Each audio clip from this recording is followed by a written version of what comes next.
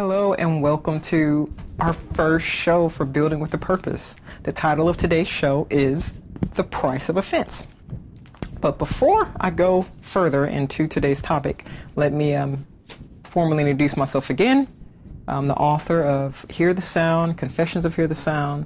A lot of what we will be talking about over the several shows that we're going to be doing, a lot of the topics are actually found in this book. I believe chapter 6 talks about anger, but it also goes into detail a little bit more about offense. And what you'll find is offense really is the root of a lot, the majority of a lot of things that we go through. And then in this one, I believe chapter 10 talks a lot about God-sized offense, so people can get offended with God. And, we're going to be addressing a lot of different issues today, a lot of different topics, all based around offense. But the most important thing we're going to be talking about, of course, is the cost of offense. What does it cost us to be offended? And that's what we need to, understand. Offense is something that's going to happen in life because offenses come. Even Jesus said, beware because offenses will come to all in the earth. Offenses are going to come. So, we need to be aware of stuff like that. Now, actually, what I really want to do is start off basically with a verse that was the birthing process for me that really helped me understand what is God really saying about offense, the dangers of offense. And I want to share a story where I actually entered the world of offense, and I want to express to you what I went through and also share some other stories of other people that I know that have also experienced offense, and what I know I lost and what I know others have lost, or I should say when we were walking through offense, the one thing that really got hit in our lives. Well, let me start here at my initial story. 12 years ago, as I was asleep, I had an encounter with God. Of course, a lot of you heard in my launch videos and my little commercials where, I literally heard the loud, thunderous, oceanic voice of God speak to me and say, "Go tell my people to get their hearts in order because I'm coming soon." And then after that, the voice of God went silent. And as I stood, I turned and I literally saw the red letters written in the sky with the verse in Scripture taken out of Matthew 24, verses 10 through 13. And it says, I want to make sure I read it exact. "And then many will be offended, will betray one another, and will hate one another. Then many false prophets will arise and deceive many. And because lawlessness will abound, the love of many will grow cold. But he who endures to the end shall be saved." And again, that's Matthew chapter 24, verses 10 through 13. And what you're going to find in this verse is, right off the bat, Jesus is warning the people, say, hey, this is what's going to happen. In the last days, y'all look out for one main thing, offense. And when offense happens, what happened next? Falsities begin to arise. Isn't it funny how many people can come in the name of God, and those of us who can identify Christ based on the red letters that he clearly left, we can tell, wait a minute, something wrong with this picture.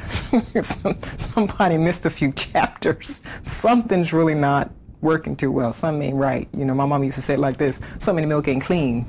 Something ain't too good. So as we're sitting here and we're literally recognizing the different things going on, we see the signs of the times. We can basically identify, the problems in our society, if you want to say that. We can look at the church and identify, our issues. But we have to understand the foundation. We have to understand what is the main thing that offense is sent to destroy. And as I just read it, it's all in the same few verses.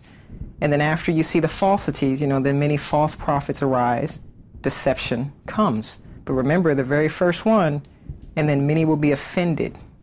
Betrayal follows offense. Hate follows betrayal. Falsities follow that. Deception is next. And then here it is, lawlessness is everywhere. And yet the love grows cold. But anyone who can endure through offenses, betrayal, hate, and all the other things, but the truth of the matter is, if you can endure through an offense, you don't have to worry about falling into the other ones. The offense is the foundation, the initial stumbling block for everything. As we go through our basically teaching today, our conversation, I like to say I'm a conversationalist. I like to talk, though I do end up going into random teachings. At sometimes, you can ask any of my friends, it just kind of turns. But this is a great environment for me to actually share the gift I know God gave me and be able to, conversate with you. I know I'm basically talking to you through the camera, so of course I don't know every name of everyone out there, but I do want to take a minute to say I appreciate you. I appreciate your time. I thank you for tuning in, and I pray that God would really open your eyes and you would be able to see my heart and be able to discern me and my spirit and know that I'm coming in the name of a very loving God who loves us very much. And he's very concerned for us because I do believe Jesus Christ is coming soon. Yes, he did make that very plain to me 12 years ago, but he's also given a guide. His word is our guide. And again, what I just read, if we can avoid that level of offense, apparently, our love will not be as hindered as it technically will end up losing it if we, basically fall into offense and choose to remain. Well, have you ever asked yourself this question? What is an offense exactly? What does it mean to be offended? There's actually two Greek words in the Bible for offense. The first one is scandalon. The second one is proskoma, Both carry the connotation of sinfulness or stumbling block. Scandalon means a stick for bait of a trap, generally a snare, a stumbling block, an offense. Proskoma means a stumbling block, an obstacle, in a way which, if one strikes his foot against it, he stumbles or falls, that over which a soul stumbles, by which is caused to sin. And so as you can tell, basically an offense is a stumbling block.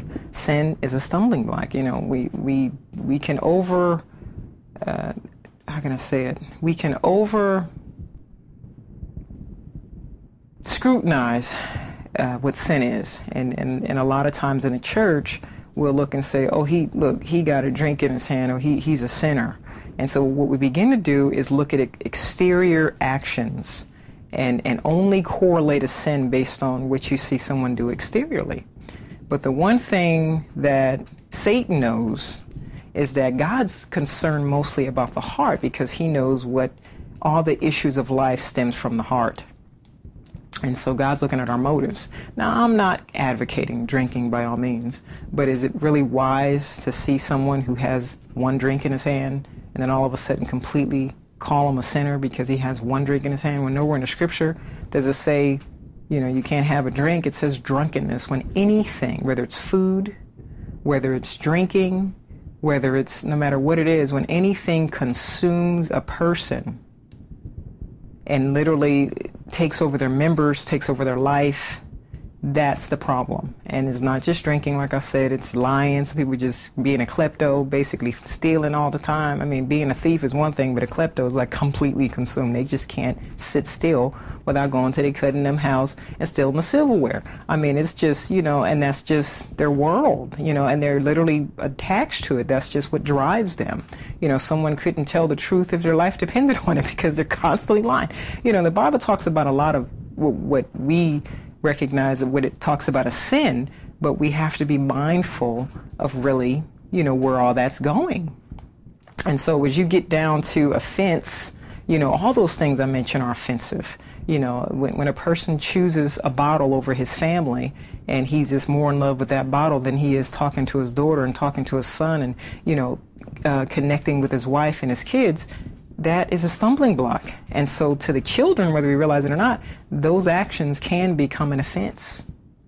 It can. That's a stumbling block to the kids. Now the kids are growing up without technically a father, who, to connect with them and really be emotionally available. So they end up, being raised, and they end up going through offense because they're spending their whole life trying to overcome childhood issues. Like, a lot of us have had childhood issues. A lot of us, thank God, have overcome it. Unfortunately, some of us have not overcome it. We're still trying to live out our past and, having a hard time doing so. So as I said before, offenses are serious. They're not something to be taken lightly. But with that same thing said, why does Satan use offenses? See, this is the question that we need to be able to answer. And if we can't answer why Satan comes in, why the enemy chooses offenses, then, we basically will live our whole life stumbling constantly and falling into offenses. A different thing, we all stumble, but a lot of us, unfortunately, tend to stumble and we stay down. And I like to focus more on the overcoming, because if you stay down, then to me, we make Jesus look powerless, because the whole point of why Jesus came was to raise us, to redeem us, to call us forth from sin. For instance, Exodus has the 10 Commandments, or in Exodus talks about thou shalt not commit adultery, thou shalt not be jealous, to covet, gives you thou shalt not kill, thou shalt not covet. It gives all these laws, 10 of them. And what we don't realize is each one of those laws that's given, whenever we do any of them, honestly, each one can cause an offense. Everyone, think about it. A husband that cheats on his wife, that action of adultery is an offense to the wife. So that stumbling block can make her do what? Let's go back to that Matthew that I just read. That stumbling block can make her do what? Literally fall into hate. Literally, honestly, take on, falsities and literally live in a state of pain emotionally, basically hating her husband for what he did. But what caused all that? The action of adultery. When he betrayed his wife, went with another woman, she finds out about it, she now falls into hurt, falls into anger, she gets offended, all these other emotions follow, and of course it's her choice to fall into all these. But initially, when something like that happens, our hurt comes. It hits us at our core. Whenever someone, is coveting what we have, that didn't feel good to us, because we're trying to befriend people and be nice to people. And before you know it, they're over there trying to get what we got. And we're just trying to be innocently kind to someone. Try to have healthy relationships. Well, all these things that I'm mentioning, those are all huge hindrances to God's plan. He doesn't want us living within all these things are outside of his boundaries. See, within his boundaries is love. Within his boundaries is peace. Within his boundaries are joy, gentleness, kindness. All these things are within his boundaries. Now, what is the one thing that Satan comes after? The one thing, and this is interesting, and I'm about to point out to you. Mind you, the name of the show is The Price of Offense. I'm just addressing types of offenses that any one of us can, have been through. I mean, I've been through my offenses as well. But the one thing that Satan's after is the one thing that Jesus came to summarize. Now, you see how I mentioned the 10 Commandments and how each one of them are, the first one talks about love the Lord your God, with everything in you. Thou shalt have no other gods before him. He wants to be number one. And then after that, everything's about each other. Don't steal from your neighbor. Don't covet your neighbor's wife. Don't kill. It literally goes into relationship. Every standard of the 10 Commandments was based on relationship. Keeping that respect. Those are all respect lines. Now, isn't this interesting? In Matthew chapter 22, I'm actually going to read it for you.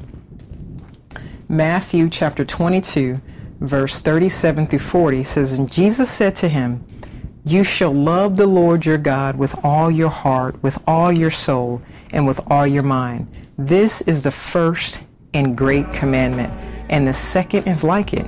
You shall love your neighbor as yourself. On these two commandments hang all the law and the prophets."